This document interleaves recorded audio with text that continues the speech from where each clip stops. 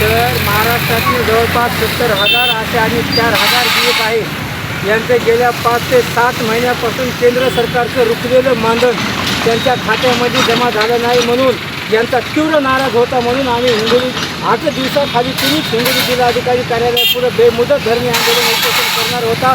तरी त्या 2 दिवसात 4 दिवसामध्ये राज्य शासनाचे पण त्यांच्या खात्यात पैसे पडले आणि केंद्र सरकारचे पण त्यांच्या खात्यात पडले.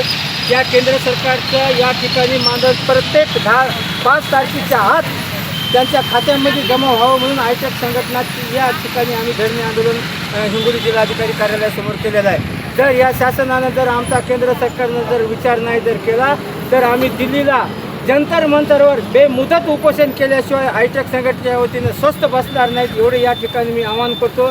आणि बऱ्याचशा अडचणी आमच्या इथं ऑनलाईनच्या कामाची सक्ती करतात, त्यांना कामावरून कमी करण्याची धमकी देतात, त्यांच्या परीक्षा लावतात. ह्या सर्व काही मागण्या ज्या शासनानं त्यांच्या विचाराधीन करून त्यांच्या कायमस्वरूपी मागण्या मान्य करावं, या माध्यमामधून या हिंगोली जिल्हाधिकारी कार्यालयासमोर आज हिंगोली जिल्ह्यातील सर्व आशा वर्कर आणि गटप्रवर्तक जास्तीत जास्त संख्येने या ठिकाणी उपस्थित होऊन तीव्र नाराजी आणि वेतन या ठिकाणी केलेलं आहे.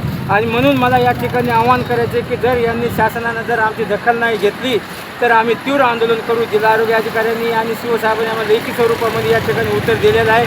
म्हणून आमचं 1 दिवसाचं आंदोलन या ठिकाणी आम्ही स्थगित करत आहोत आणि त्यांचं मानधन त्यांच्या खात्यामध्ये जमा झालेलं आहे.